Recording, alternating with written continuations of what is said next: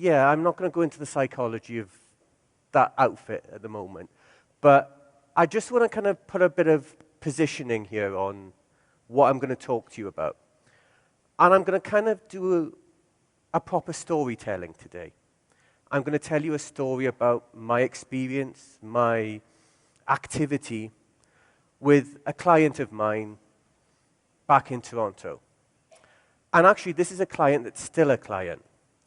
And to Evan's point when he was talking about how long it takes to transform an organization, I'm currently in year 3.5 of my engagement with them. But I'm going to start off by breaking down the title that I put up on here.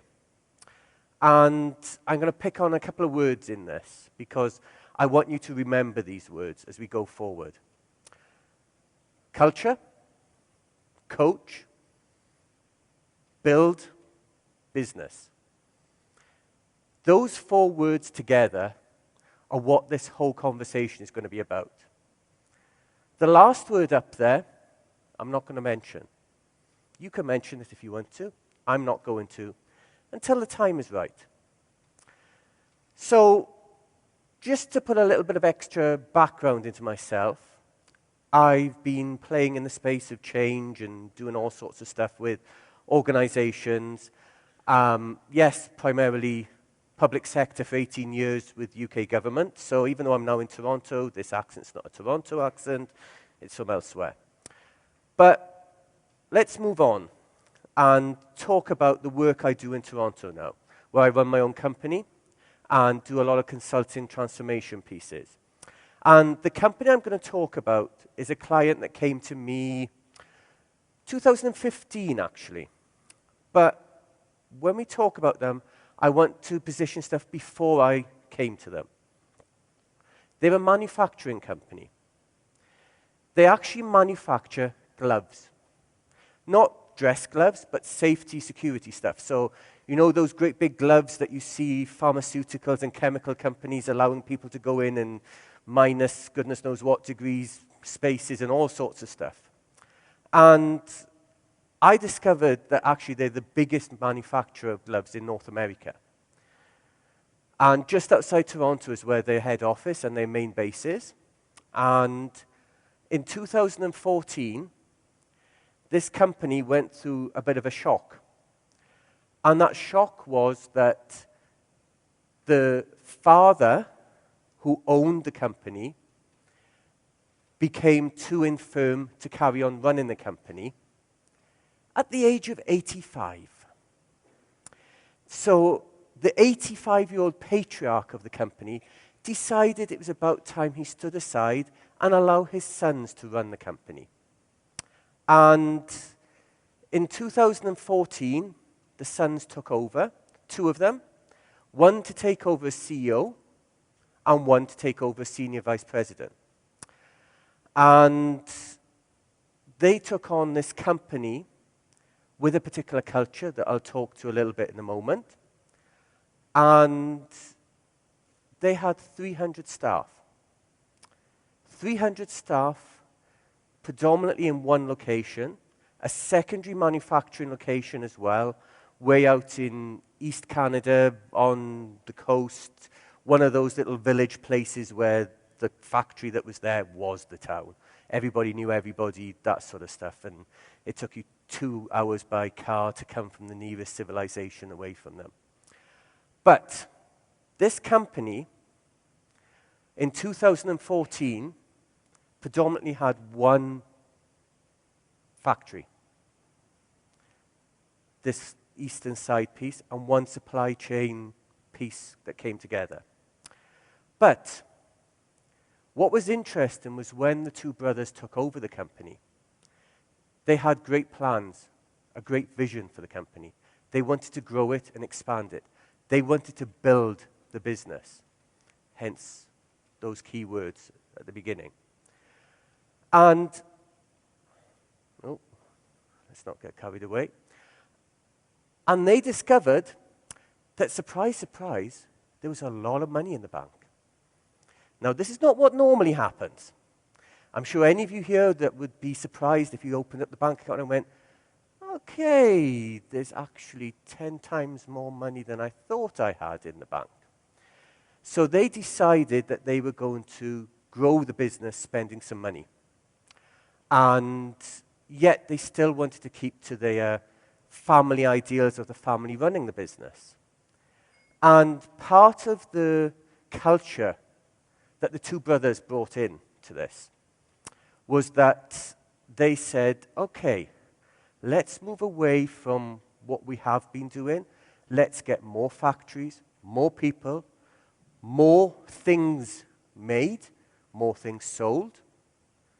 And let's just move ourselves forward so that we're not just number one in North America, we're number one. And at about this time, they started changing things in 2014, 15, just off their own head.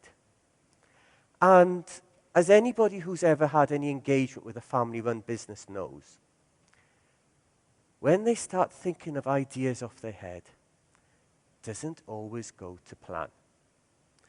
So that the family running was a bit more like this family. Oh, stop moving along. Thank you. It's a bit more like this family. Great intentions, not quite right on execution. I'll give you a few examples. Great thought, great ideas. We want to improve the way we manufacture products. So let's go and ask the people who currently work here how we can do things better. Let's go and get some feedback from them. But then what happened? They didn't actually listen to what the people said. They actually took the stuff and said, oh, we could do this better, we could change that, we could move this, we could do all sorts of stuff. They had this idea of implementing lean processes. But this was more their idea of lean. We'll just squeeze and hope that things still hold together, rather than actually doing a formal process of revisiting things. There were a lot of things that were not going quite right. So part of this was down to the genuine culture of the organization. And this is truly a representation of where this problem came from. The old man, the father, the previous patriarch, had instilled a true command and control environment in the organization. When he asked people to move, they moved without question. When he walked through the room, the warehouse, whatever it was a bit like parting of the waves, because people just moved out of his way. And I think in an interesting bit to pick up on psychology, his sons had kind of had this at home as well. So they knew the impact this had on people being treated this way. So they wanted to move away from this approach. So what did they do? Well, in 2016, they started an activity with me. So now you've had background, let me talk to what the heck it was that I was pulled in to do. So with my change background, I love to do any sort of strategic, cultural changes that are a challenge. It's just me. Some people think I'm a bit mad about it, but that's me. I like to do things that are a challenge.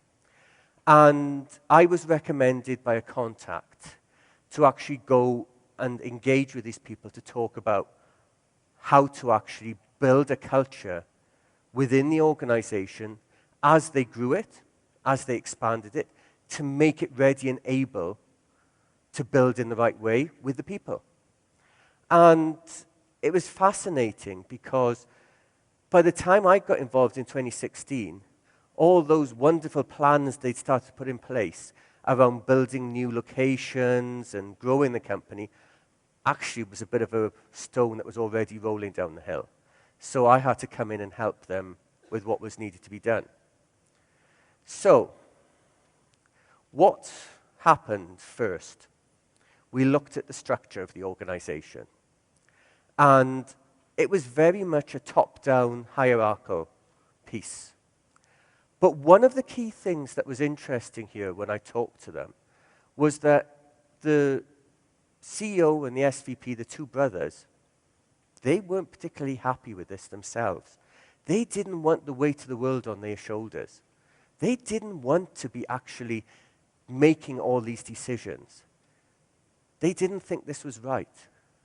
And I agreed with them. Their role is to enable the organization to succeed, not tell it what to do. And when it comes to change, they needed to work with the people in the organization to help them change, not tell them what was needed. So what happened was kind of interesting. We actually employed a series of leaders. We actually brought more leaders into the mix. So what we actually had was this kind of central ring in the hierarchy, traditional hierarchy, brought in fresh because they didn't exist before. So what we had was an organization that was used to command and control, being told what to do from the very top, suddenly having a buffer zone in the middle of functional heads, middle managers, whatever you want to call it, that sort of level in the middle coming in. And those people, as new leaders to the organization, needed help learning how to behave within the organization so they didn't get either swallowed up by the existing culture of the organization or come in with their own views, histories, mindsets, whatever you want to call it. So my role was to coach these people. What did that look like, and how did I sell this to these people? So you might have noticed I'm not a great one for words on PowerPoint slides, because for me, it's not a report. Even though I'm a consultant, I'm not one of those consultants that does every report on PowerPoint. But I had to really sell it to these folks and get their engagement into why they needed to do this coaching approach. And there was a few elements here that tipped the balance to why this became important.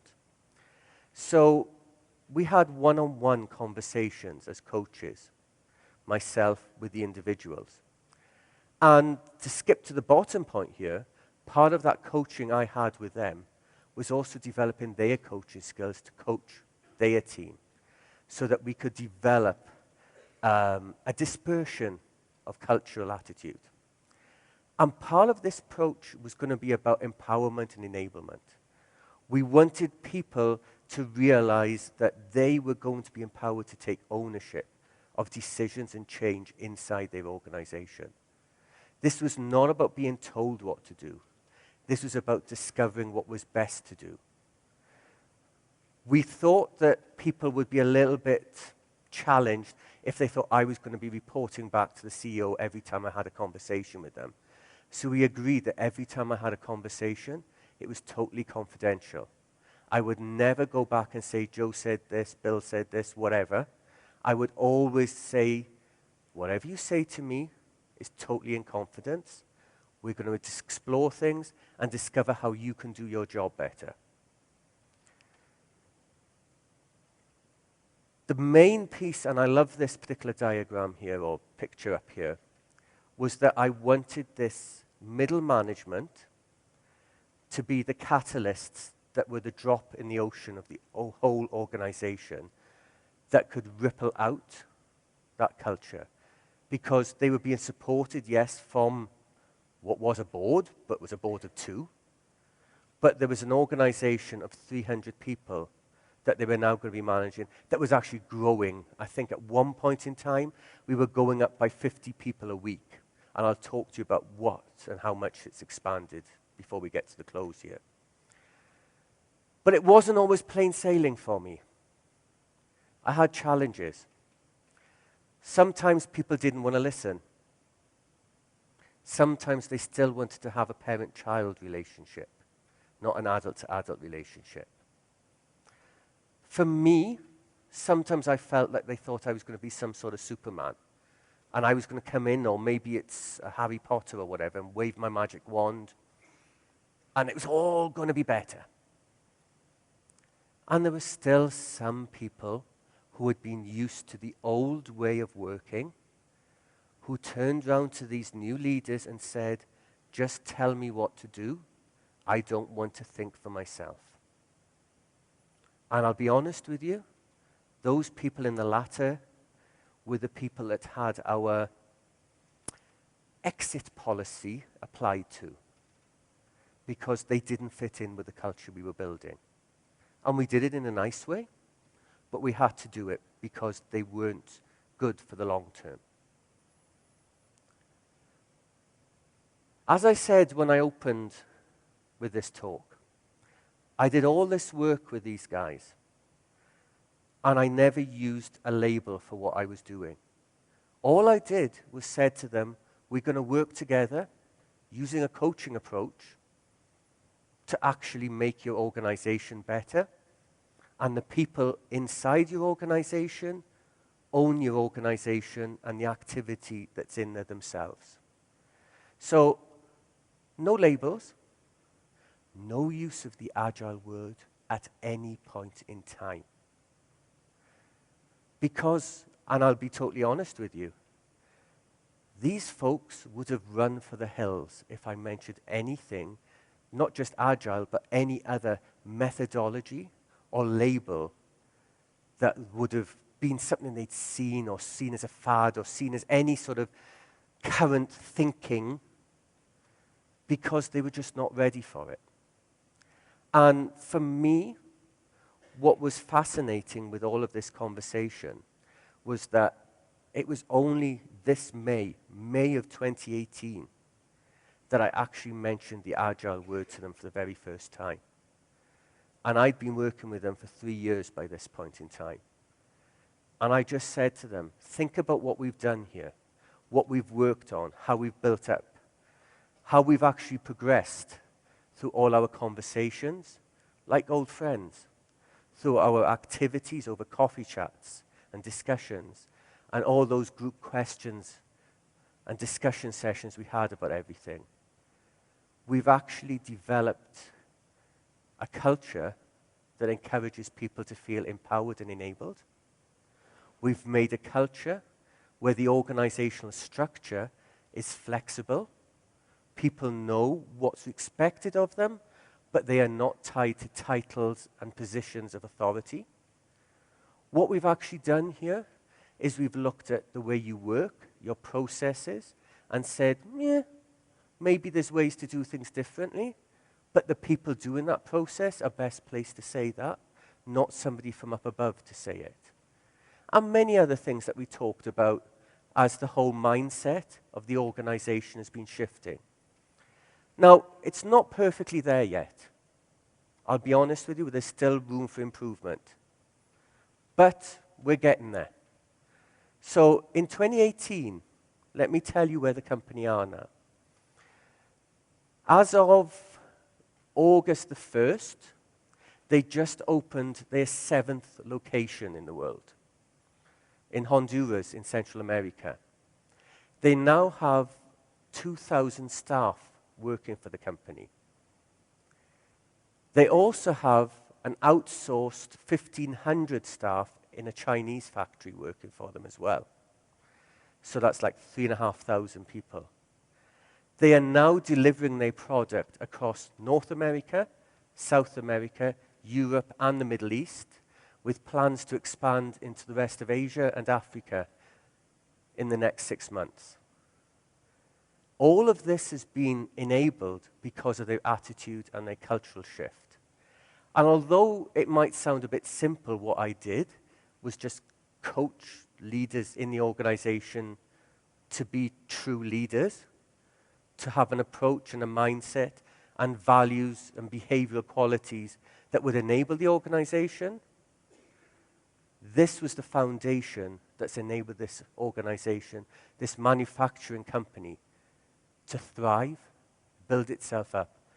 And I would say, and I did say this to them this summer, in my mindset, you've now gone through becoming an agile organization. So that's my story. That's my details. As those of you who haven't talked to me yet know, I can be very opinionated and always willing to share conversations with people. So do get in touch with me any way you want to. Always happy to share thoughts and insights. And as I did there, I try to talk to you without the labels, just about the story. Thank you.